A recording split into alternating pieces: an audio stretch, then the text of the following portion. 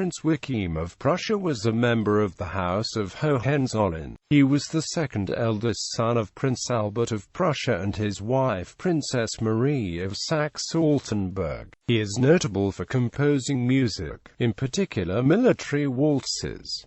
Family and early life. Prince Joachim's paternal grandparents were Prince Albert of Prussia and Princess Marianne of the Netherlands. His maternal grandparents were Ernst, Duke of Saxe-Altenburg, and Agnes of Anhalt-Dessau. Joachim had two brothers, Friedrich Heinrich Albrecht and Friedrich Wilhelm.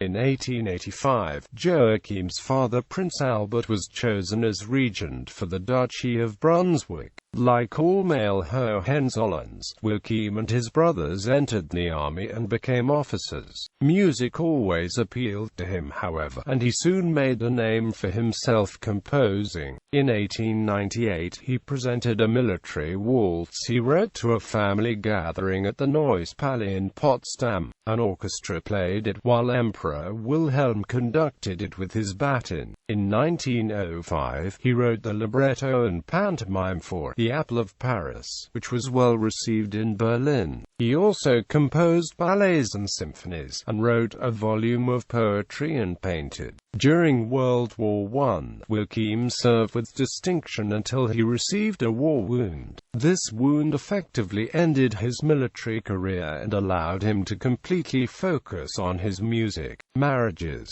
On 3 September 1919, Joachim married Marie Blitz-Sulzer in Ischl, Austria. The marriage was never recognized by the family, and he had many public clashes with ex-Emperor Wilhelm. According to some sources, a previous marriage had led to Wilhelm banishing him by stationing him with the German colonial army in Africa. It is also believed that his resignation was demanded. His inheritance was also dramatically reduced. He married secondly to Caroline Cornelia Stockhammer on 9 October 1920 in Vienna. He and Caroline divorced in 1936. Joachim died 3 years later, on 24 October 1939. Music. Like many of his family, Prince Joachim had a great love of music. Unlike the rest of them, however, he spent his whole life playing and performing in different cities around the world. He also was an accomplished violin and cello player.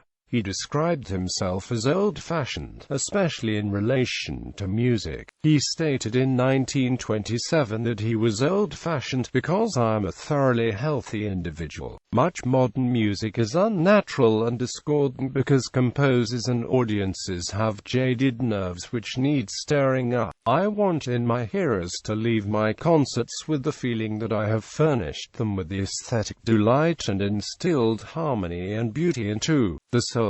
In 1920, Joachim was ordered under arrest by the German Minister of Defense Gustav Noske after he got into a fight with some French military officers. The dispute apparently began after a few of the aforementioned officers failed to stand up when musicians in a nightclub began to play the nationalistic Deutschland über alles.